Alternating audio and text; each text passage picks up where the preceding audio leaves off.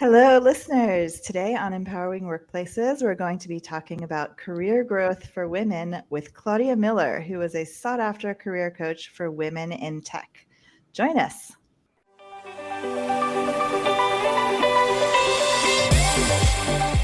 Welcome to Empowering Workplaces, a show for everyone who wants to make work better and more fulfilling. We are your hosts, culture designer Maddie Grant and organizational psychologist Sonia Lucina. Join us in today's awesome conversation. Hi, I'm so excited to be here, Maddie and Sanja, especially with some of the topics we'll be discussing, because I know we already had a really great, fruitful conversation before this, so we're definitely going to bring some of those conversations to this episode. Yeah, it's going to be awesome. So, Claudia, why don't you give us and our listeners a little bit of your background, how you came to be a career coach, all of that kind of stuff. Well, I'll be honest, I never dreamt about being a career coach because I didn't even know career coaches existed. Now, how I came here really was more for personal reasons, and it was more trying to find out how can I get ahead in my career. I'm the first one in my family to graduate from 8th grade, so let alone high school, college, and now my master's degree. So I had no network. I had no one that I can really reach out to or someone that I knew who had even attended college. So I just follow what most people give you advice, just get good grades, do the internships, be involved, and, you'll be successful. So I figured, I just check off all the boxes, and I say I'm a very, I'm a straight A student, honor roll type of thing. And I knew that education was going to be very important, especially coming from humble beginnings.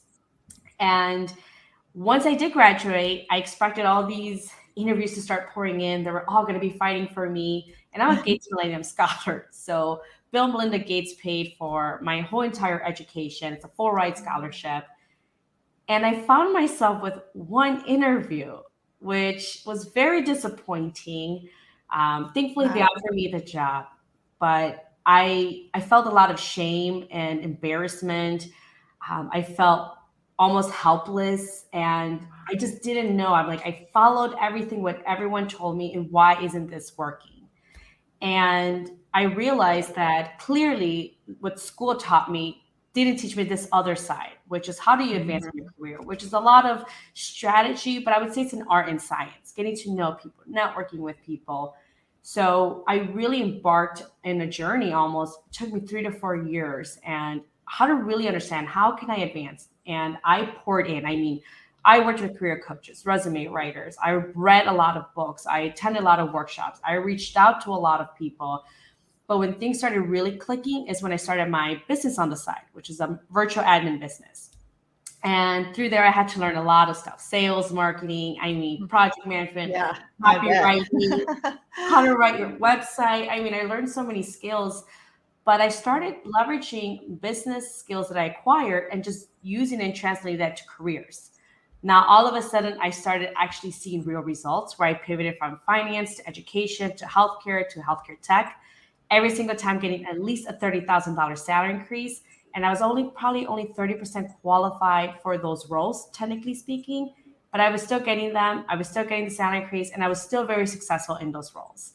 So I tested it against across various levels of experience in industries. And now my clients, have received anywhere between $30,000 and up to $140,000 in additional earned income. And they usually get jobs within 90 days or less.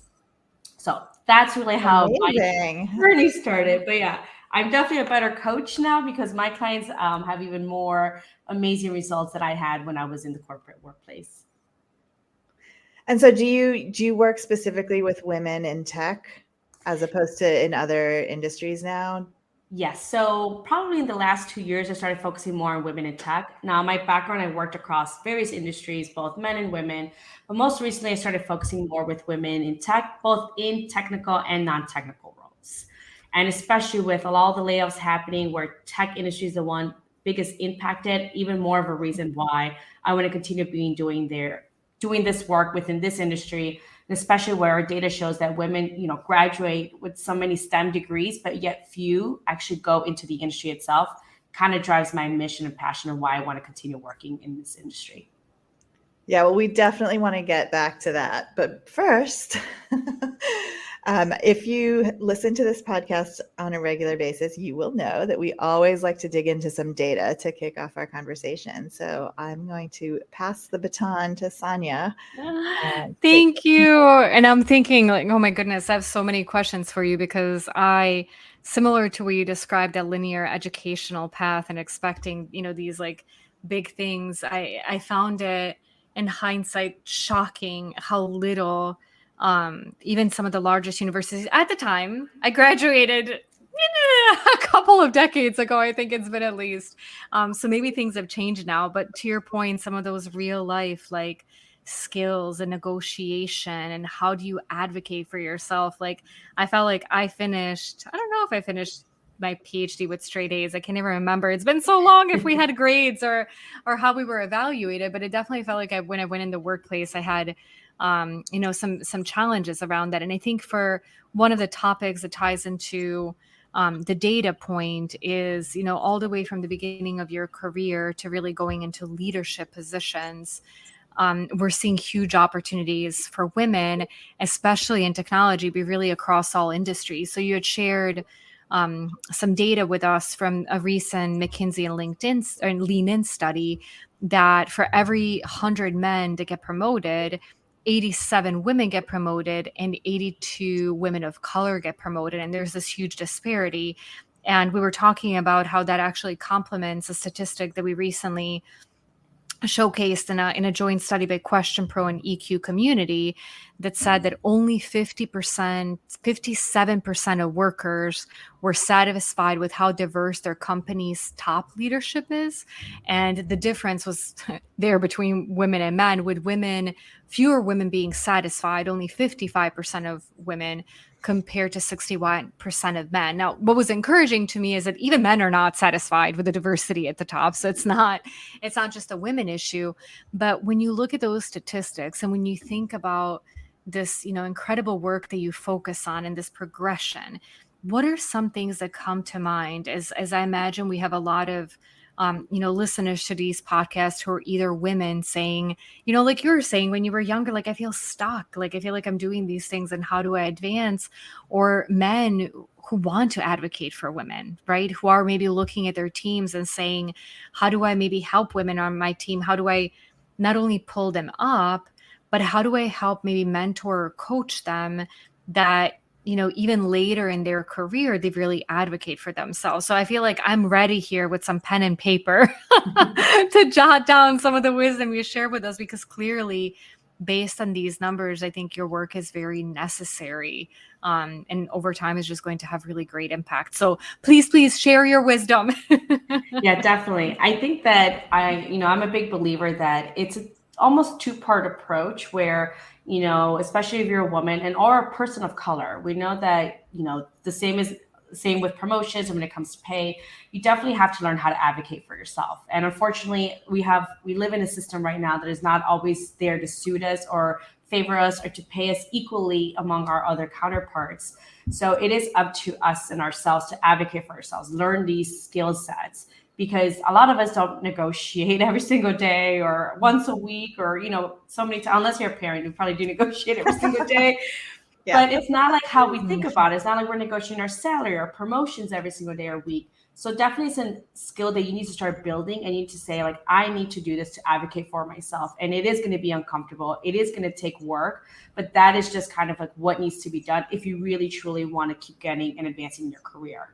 Now, where the other part comes from is from the company in itself. Companies do need to, change their systems and create more of a belonging, inclusive place to work, not only because it's the right thing and ethical thing to do, but data shows it's great for business when you do have a very diverse leadership and just across the board when it comes to companies.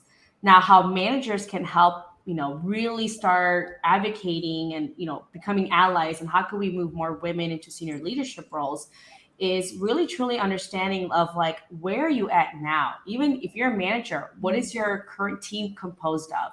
Where are you promoting some of these job postings? What is the language on job postings? And I love AI, because I feel like it's like the internet. We can leverage it how we want to. And of course, I would want to leverage it for good things, You can go into ChatGPT and just quickly post a job description and say, can you rewrite this to be gender, what is it called? Where it's not neutral. Yeah, gender neutral, and it's not geared towards one specific way. And it can easily. I love that idea.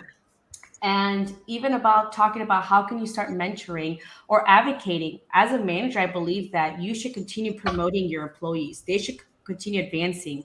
If everyone's in the same role where they've been at since you've been a manager, I see a problem with that. Either you're not doing a good job as a manager, really promoting and advocating for your employees, or there's something else going on there. So you really should look into all of your employees and who you report to and saying, what is that you want to do? How can we build this skill set? And everyone should leave their jobs better than what they started with, because that's the whole point. You don't want to maintain the status quo. It's how can we continue doing better? And that's really like a very different approach on not only for your team, but also how can you start pushing your company or HR to say, hey, we need more, candidates that are applying for these roles, or where are we posting these jobs? Is it under Women's Association? What type of community job postings are we going after? Can we review that job description? What about the pay? Hey, I know that this is too low for the fair market rate. We definitely should pay more to these specific employees, just because that is just overall the right thing to do. And when you do that, that's when companies really increase employee engagement, because we know, at least I know people, they love their job. They know they're not getting paid the best, but they're happy. They love their employees. They love their coworkers. They will say, I'll never leave this company. Hopefully I get to retire here. And that's because they have been taken well care of. And I feel like sometimes it's very unlikely to find these places, but they do exist. So you must be encouraged by the pay transparency laws that are coming out, right? Like in New York, I think it is, where every company has to show the pay scales for all the jobs that they post. I am. But then again, if it's 100K salary discrepancy, it's still. No, I saw that too.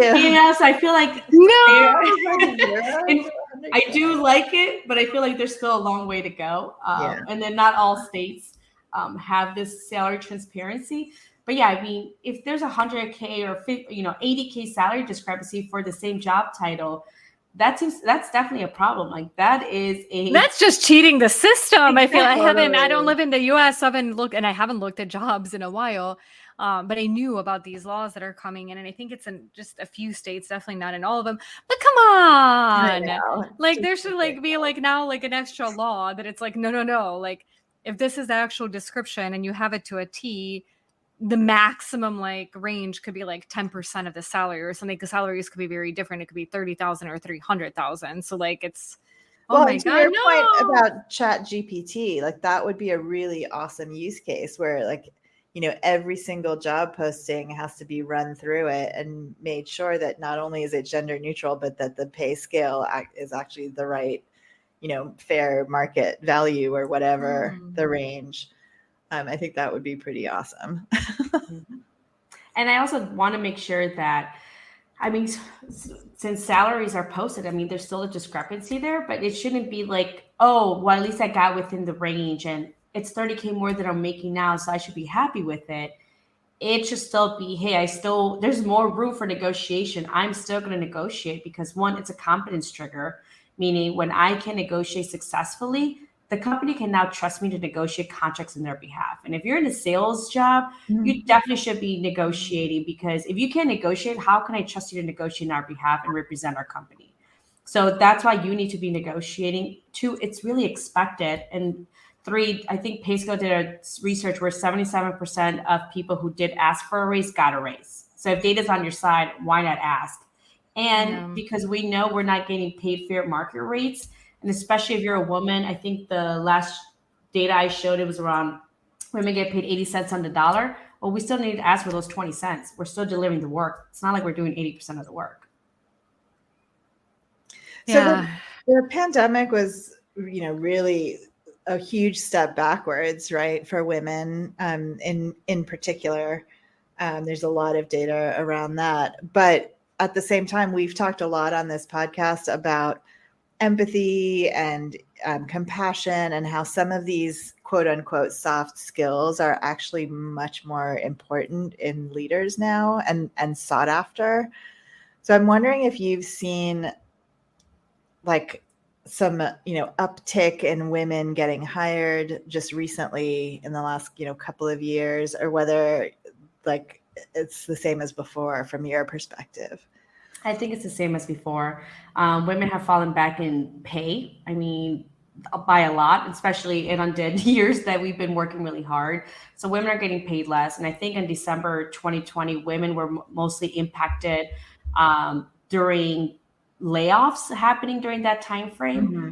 And overall, I keep hearing from my clients, that they keep getting passed up for promotions, and they call it now quiet hiring, where now because they've done such layoffs, well, now Maddie, I know you're, director of software engineering, but congrats, you're also the director of configuration now or finance. So now we're adding and giving more roles, but we're not promoting. And especially when it comes to women, and I've seen this is, we're kind of just given, and at times companies do this to make sure that, hey, let's give someone this amount of work so that way when it's too much, they raise their hands, and now we can build a case on why we need to hire someone. But women are less likely to raise their hands to say, hey, this is too much. I'm actually doing the job of 3 people. And that's something that's not being communicated, and there's not transparency around it. And like I mentioned, a lot of my clients, once they do land a role where they are being appreciated, they're valued, and they're getting paid, and they're finally at the level where they should have been, they go and find out that they had to replace 2-3 people for that one role they were at, where they were still being grossly underpaid. And again, it's because there is no accountability. Companies, are doing layoffs, and someone has to take that load work. And usually women are less likely to say something, and they're just taking it on, and then impacting their mental health as well. So is the key just for us to say something, to say, sure, I'll do that if you pay me, 20 grand more. Yep. So here's a quick script that your listeners can use. And it's really understanding. And if you have a copy of your job description, great. If you just started a job, save a copy of that. And usually it's in your job offer letter.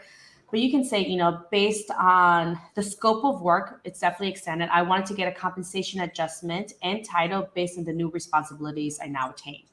And you can even reference, let's just say you're a manager and you're doing more of a job of a director role. If you can pull a job description from a director role from your own company, it's even better. You can say, my roles and responsibilities match up closer to a director role. And therefore, I just want to make sure that I get a title adjustment and compensation adjustment, and wanted to have that conversation. So it's not even asking for the promotion because you're already doing the job. It's, hey, let's call it by what it is and pay me what the fair market rate is. Now, are they going to give it to you? That's a different question. And it's really knowing your own company, your own HR systems, what are the protocols? Because companies do have specific policies in place where you need to be at your role for a certain amount of years before you can get promoted. There's a range, and then you cannot make a specific extra, 5, 10, 50% extra unless you have a job offer letter for a similar role at that salary. Then the company is willing to match that because you've come from else. You have another job offer letter from another company. But again, you need to know the rules of the game in order for you to play the game. So that's really understanding not only your company, but also creating plans before you even have these conversations. If they don't give me the raise or salary, or here's the bare minimum I'm willing to take, what is your next step? Is it going to be just lay back and then maybe be miserable and complain? Or 2, are you going to go and get it elsewhere? Because my philosophy is, if they don't promote you, you go and promote yourself.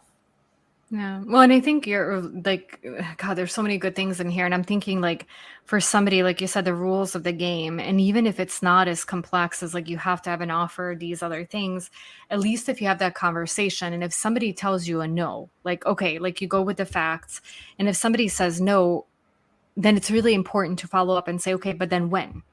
What is the trigger? What do I need to aim for? Because maybe that's not what was clear. And then if you're telling me no today based on my rationale, then give me the data to know when to revisit this conversation. Because if it's just a no, and I think if an organization comes back and says, well, I don't know, that's a bad sign, and then go, because it's not even clear to that person that you're talking with. I think also for people that approach it, it's just awful that a lot of times for women, it's that lack of confidence. And sometimes what I've seen is, of course, data speaks volumes. And I love the examples that you were giving around a job description. And you even asked somebody, okay, maybe if it's, hey, I'm trying to understand, my role, I'm trying to understand the next step. Do you have a description for the next role? What does that look like potentially?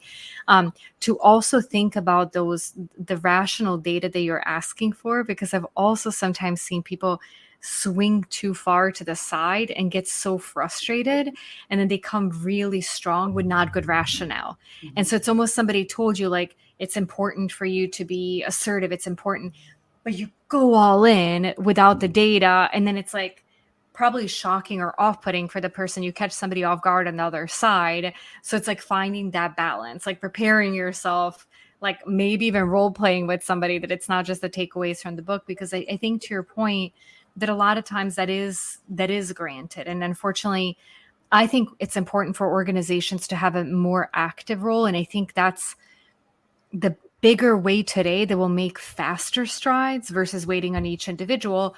But then, of course, each organization has their profits and how much do we have to spend, et cetera. But if you don't initiate that conversation, if you don't understand what the next step is, it's not going to move probably from either way, because rarely is the employer actively really finding time, even in their best interest, to think like, is this person paid fairly? Do I do that exercise? Mm-hmm. I like to always lead with like value-based conversations. So kind of your point, and I definitely agree. And definitely never make it a point of like, well, I found out so-and-so is making more money and we're doing the same role. Well, why am I not getting paid more? Because that can easily be disarmed quickly, because you don't know what that person did or their degrees or whatever. That can be disarmed. But even like I mentioned, the compensation adjustment, the job title adjustment, you do that, the research to really understand, does it fall more to what you're hired or has it expanded? Which I probably guarantee you 100% it has. And it probably has doubled. But also leading with your achievements. I always say clients create a achievement portfolio. And this is where you keep track of all the projects that you've done. And every single job out there has metrics to it. I don't care. I know most common in sales and marketing, sometimes people are like, well, I'm a business analyst or I'm a project manager. Trust me, there's metrics. How many projects have you worked on? How long did it take? What was the budget? What was the purpose of the project? Because no one starts projects for fun. It's for a reason. And then after that, what was the outcome? Increase in productivity, increase in savings. What was that outcome? So really tracking that, and then coming in with a conversation and saying, hi, Sanja, my manager, I wanted to talk about compensation and title adjustment. In the past 12 months, here's what I have achieved, blah, blah, blah. And you kind of go into which is more closer aligned with the director role. And when you show that you've delivered massive results and you know the magnitude of the work that you are providing and delivering to the company, it is easier to give that person that salary increase versus I think I deserve it, or I heard this person is making more money than me. Because now you're showing me that you provided so much savings or productivity, and everything can be quantified at the end of the day.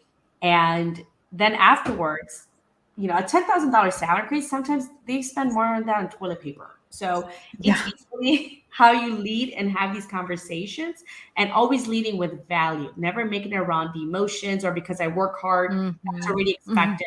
Oh, I'm always here. Okay, you're expected. Why I haven't even taken PTO? That's your decision, not the company's decision.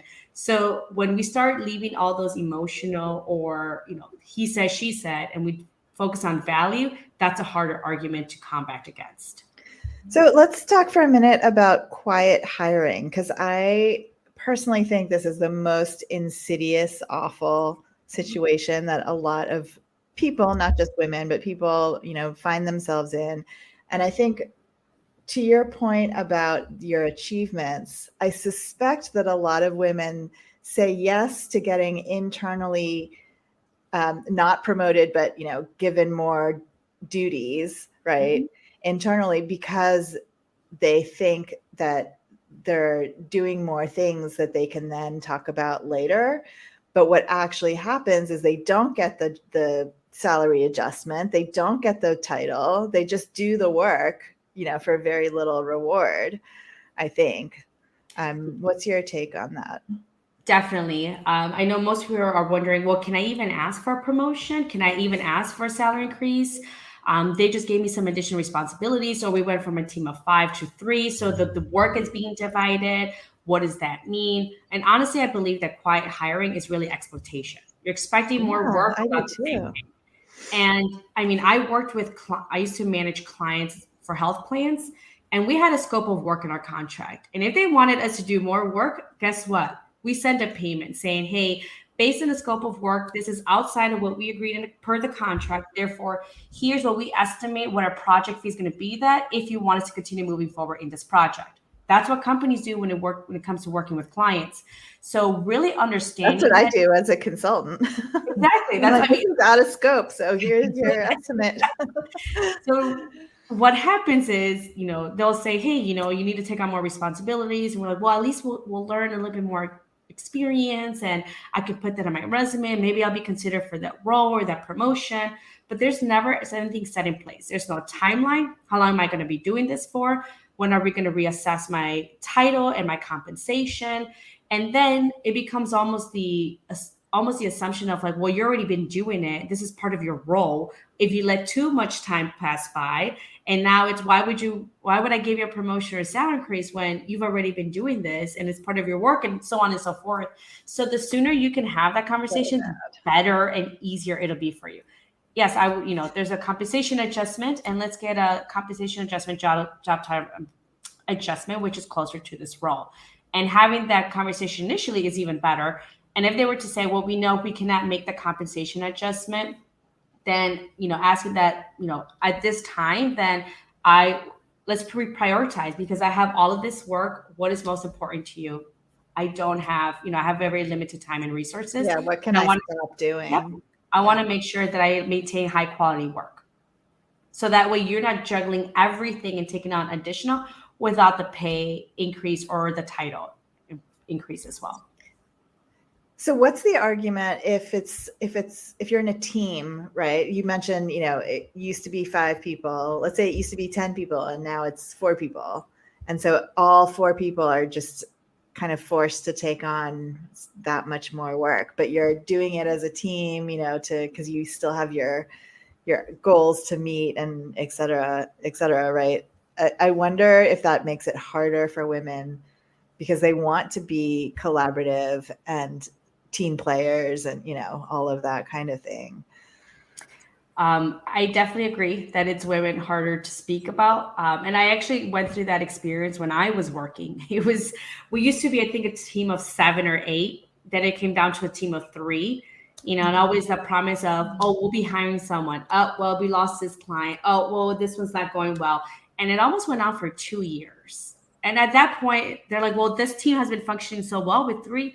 Why are we going to add 5 more people for a head count?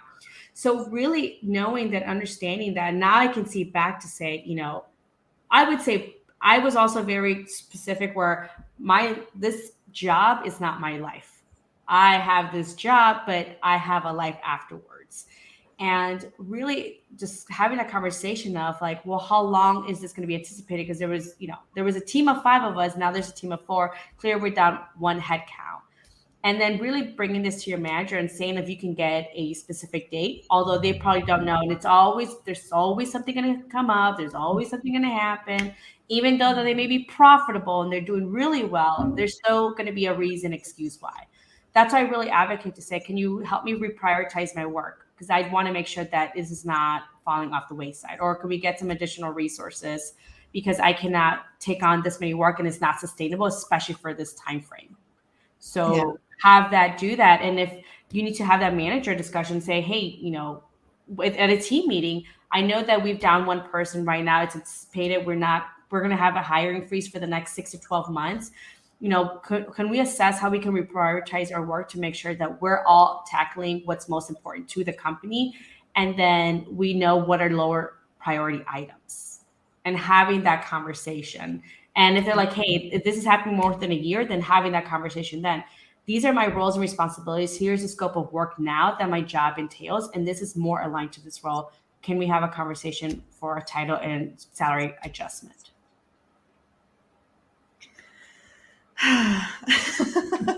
Exactly. There's so much work to be done. I hope at least more women experiment and try, because I think that's, circling back again to the point earlier, I think it's, unfortunately, the bigger opportunity is that most of the conversations never happened, that the success rate when they do is not as bad. But then if you're never going to have that conversation, you're never going to get ahead. Yeah. And as an organization, if you never take the time to look at that and do that exercise between people, it's never going to get better. So it's like that. It's almost like the first steps in everything are the most significant, but yet everybody's hesitating taking them, even though both for the employees and their employers, there's significant upside on both ends. So deep breaths, big hopes for 2023. Yeah. Oh my goodness. I would say I know a lot of the stuff we're talking about today can seem like doom and gloom. Oh, why am I even bother trying? It seems like everything's against me. But, those are for things if you maintain the status quo, right? Now, Yeah. I have my clients, and like I mentioned, did the job for 3 years, was never get paid for it, finally offered the job, come to find out that after she received her salary increase, her direct employees were making $50K more. Even though she had more years of experience, she actually created an application that was world-renowned in the industry in itself and had been at the company for 10 years. So she does have like a happy ending where we worked together and we were still able to increase her salary by almost 30% internally. And they actually counted her 3 years of experience. She was doing the role without the title and now are positioning and grooming her for the director position. Wow. With leadership backing. Now, she had a horrible manager, I would say, but her leadership was more than supportive and advocating and made things right. So when you do the work and you're willing to invest in yourself and take action, you can see different results. Things are not fair. We know that a lot of things in life are not fair, but that doesn't mean you can't do anything about it. When you prepare yourself, when you do the work and you're willing to invest in it, you will see disproportionate results. That's why there's always top performers. There's always people that are always getting hired, getting tapped in the shoulder for a promotion. Why? Because they do things differently than the masses. When you do that, you will start to seeing the similar results. So for some of your listeners out there, if you're job searching or you feel like, oh my God, am I just going to be stuck here? No, you're not going to be stuck here. Understand the situation, assess it, and understand what action you need to take next in order for you to start getting ahead in your career. Because companies thrive during recessions. There was companies that thrived during COVID and during the lockdown. So go after those companies. There are recession-proof companies. You can still thrive. I still had clients. Recently, one of my clients received a 75% salary increase, and she was already at director level. So I think it was closer to like $80,000, $90,000. And I had another client that received a 30K increase and got a job in 5 weeks. So it's definitely doable. But again, maintaining or staying in your situation is not going to get you there. Oh, Claudia, thank you so much. I feel like you shared so many good and practical tips, and I don't think it's doom and gloom. I think it's a huge opportunity, and that's what I hope our listeners see, that there's still very concrete things that you shared with us that they can do. That based on your experience, based on research, will more than likely work. So I hope that's what everybody is walking away with, kind of reflecting, saying, what is it that I want? What kind of conversation that do I have? And I think with that, we'll continue to see some big strides. I think we have to, because luckily a lot more of this information is being talked about, a lot more, at least even maybe not in the perfect job posting salary attempts. We're going in the right direction. So thank you so much for being a guest. Thank you so much for everything that you shared. I think it was so incredibly valuable. And thank you for the work that you're doing, for really helping women get that voice and be able to get the results that they deserve. Yes, 100%. That was really awesome. Thank you, Claudia. Thank you both for having me. And if anyone's interested, they can go to my website, Claudia T. Miller, or on LinkedIn. And I actually have a sound negotiation script that if your listeners want, I offer it for free, where you just read the script. And I've had clients get 10K salary increases and even 30K salary increases just by following and reading the script and practicing beforehand. But I'd be happy to share that with your listeners. Yeah, we'll post the link in the description. Thank you so much. Thank you both. Thank you. Bye. Your culture has changed since 2020. It's time for a culture assessment. Our WorkXO assessment measures 8 culture markers that are super relevant to your ability to navigate constant change. Things like agility, transparency, collaboration, and inclusion. And it tells you whether you have the archetypal culture patterns that might be holding you back. In just a 15-minute email survey, you'll learn actionable insights to help you thrive in today's environment. Get yours today. Learn more at propelnow.co.